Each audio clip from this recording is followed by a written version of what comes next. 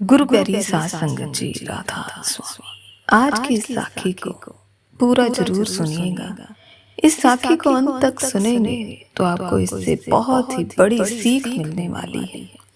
एक बार की बात है कि एक सेठ और सेठानी थे जो रोज गुरु महाराज के सत्संग में जाया करते थे। सेठ के घर में एक तोता था जो उन्होंने बड़े लंबे समय से पाल रखा था। सेठानी जी रोज सुबह सुबह रेडियो पर अपने गुरु महाराज का सत्संग या शब्द लगा दिया करती थी और सत्संग शब्द सुबह समय घर में चलते रहते थे। वह तोता भी सत्संग को सुनता रहता था। तोते को भी सत्संग सुनना अच्छा लगने लगा था। तो एक दिन जब सेठ और सेठानी अपने गुरु महाराज के पास सत्संग सुनने जाने लगे तो तोते ने पूछा, आप दोनों हर रोज कहाँ जाते हो? तो सेठ बोला, हम दोनों अपने गुरु महाराज जी के पास उनका सत्संग सुनने जाते हैं। तो तोते ने कहा, क्या आप आज मेरा एक काम कर दोगे? तो सेठ जी बोले, क्या काम है? मैं जरूर उस काम को करने की कोशिश करूंगा। तो तोता बोला, आप अपने गुरु जी से पूछना कि आपके घर में एक तोता है, वह कैद है, तो वो कब आजाद होगा? सेठ को यह सवाल बड़ा अजीब लगा, लेकिन फिर भी उसने तोते को आश्वासन दिया कि मैं तेरा यह सवाल महात्मा जी से जरूर पूछ लूंगा। वह जो भी उत्तर देंगे मैं तुझे आकर बता दूंगा। यह कहकर सेठ और सेठानी सत्संग सुनने चले गए और उन्होंने रोज की तरह बड़ी श्रद्धा से सत्संग सुना। उसके बाद वह महात्मा जी से मिले और वही सवाल किया जो तोते ने पूछने को बोला था। सेठ जी बोले, गुरु जी, हमारा तोता पूछ रहा था कि वह उस पिंजरे की कैद से कब आजाद होगा। यह सुनते ही गुरु जी बेहोश होकर जमीन पर गिर गए, जैसे उन्हें इस सवाल से कोई सदमा लगा हो।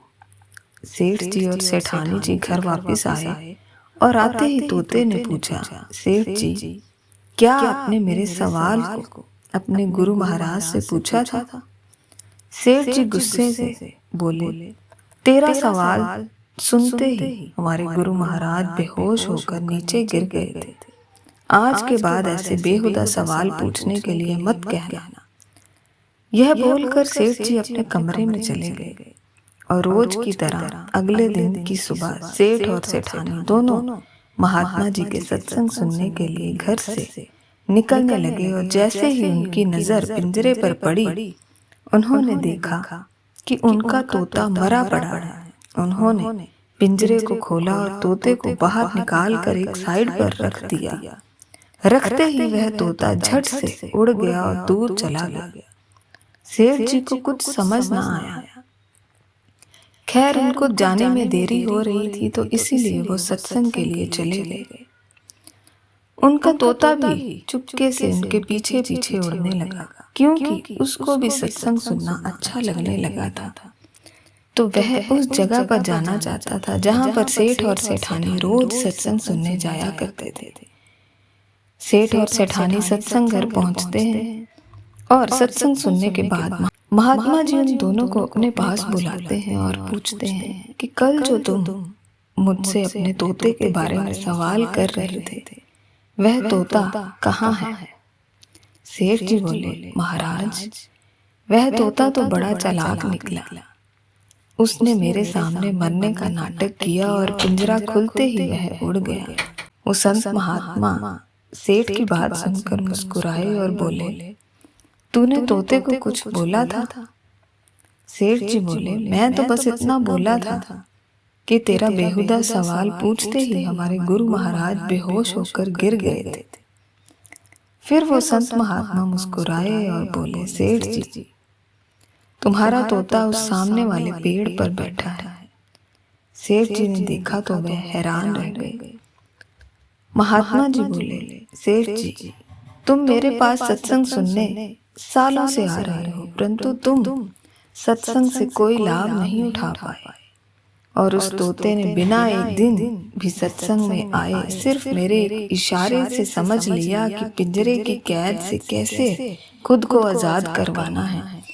परंतु तुम नहीं समझ पाए कि माया रूपी इस संसारिक पिंजरे से खुद को कैसे आजाद करवाए, क्योंकि तुम इस संसारिक मोह माया को छोड़ना नहीं चाहते। इसीलिए तुम आज भी कैद हो। फिर गुरुजी बोले, संत महात्मा अक्सर अपने सत्संग में फरमाते हैं कि इस पिंजरे से आजादी चाहिए तो आज ही मर कर देख लो, भजन सिमरन कर लो, हर समय मरने का अभ्यास कर लो, नहीं तो जब मृत्यु आएगी बहुत ज्यादा तकलीफ होगी। यह सब सुनकर सेठ जी का मुंह खुला का खुला रह गया। वहां पर बैठी सारी संगत भी हैरान रह गई। हम में से ज्यादातर लोग जब सत्संग में जाते हैं उतने समय तक तो हम खुद को दुनियावी झमेलों से दूर कर लेते हैं और मन ही मन निश्चय भी कर लेते हैं कि गुरु के दिखाए मार्ग पर चलेंगे। परंतु जब सत्संग समाप्त होता है, हम अपने घरों में पहुंचते हैं तो वापस से दुनियादारी के झमेलों में फंसते चले जाते हैं। सत्संग में फरमाई गई एक एक बात को बड़े गौर से सुनने के बाद भी हम समझने को तैयार नहीं होते। ऐसे तो हम कभी भी इस पिंजरे से खुद को आजाद नहीं कर पाएंगे। संत महात्मा फरमाते हैं, सत्य को पहचानो। सत्य वह नहीं जिस मार्ग पर हम चल रहे हैं, सत्य तो कुछ और ही है, लेकिन हम उस मार्ग पर चलना नहीं चाहते। समझदार वही है जो पारिवारिक जिम्मेवारियां उठाते हुए और सतगुरु के हुक्म में रहकर नाम की कमाई करके यहाँ से निकल ले, नहीं तो 84 लाख बार जन्म लेना और मरना पड़ेगा। परमात्मा ने इंसान को विवेक की ताकत दी है, जानवरों को नहीं। इसीलिए इंसानी जामे को सबसे उत्तम माना गया है।